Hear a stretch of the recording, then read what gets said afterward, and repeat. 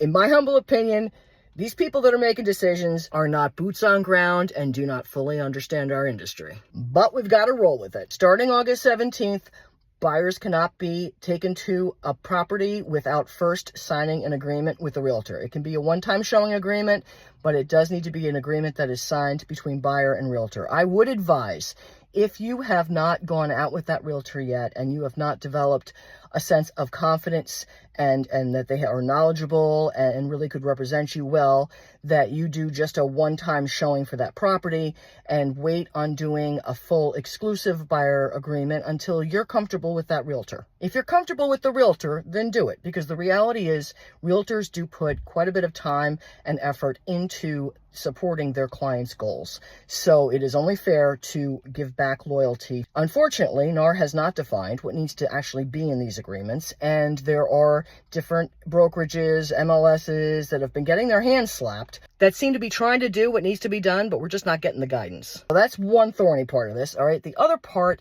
is the commissions. Effective August 17th, MLS members cannot put any commission from a seller to a buyer's agent in the MLS system. I see that as a thorny mess, with a lot of listing agents being completely hammered with phone calls from buyer's agents asking if commission is being offered to a buyer's agent. There are also new businesses that are forming, being a spot where people can go to see if sellers are actually offering commission to buyers.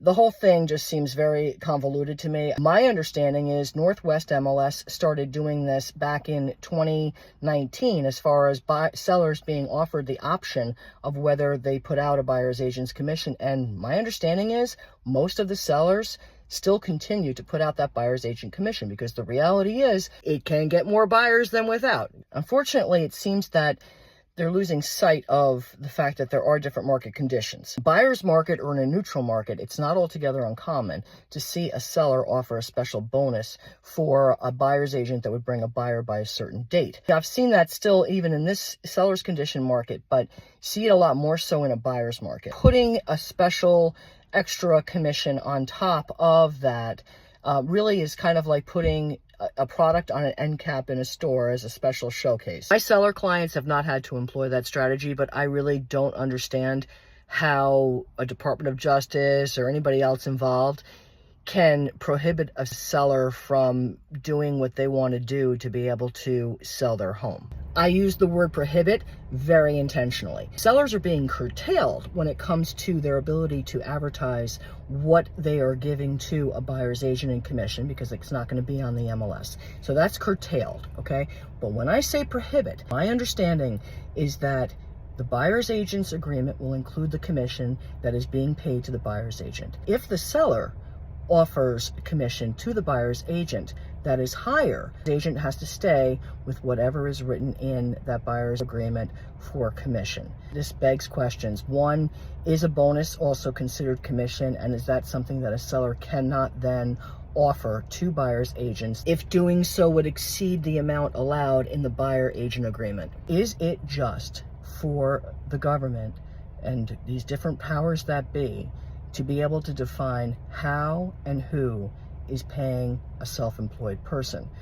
Forget about realtors. I mean, this could set a precedent for other industries that are self-employed. I find it unsettling, but let's get back to the positive. With change comes opportunity, okay? I have seen a lot of buyer's agents now really looking at their representation of buyers and what they can do to best represent those buyers, and that's fantastic. Historically, more attention has been placed on the representation of the sellers, so that part is good. Buyers and sellers both have actually always paid the commission. Commission comes out of the sale. It was more so a matter of who wrote the check. I was a seller, looking at this notion of, I don't have to pay commission anymore. The reality is, most sellers, again, with the Northwest MLS, continue to pay that commission. From the buyer's side, there are certain loan types that they are working on now to be able to fold into a loan the buyer's commission, but there are issues where there could be a disadvantage to buyers. It's going to be interesting.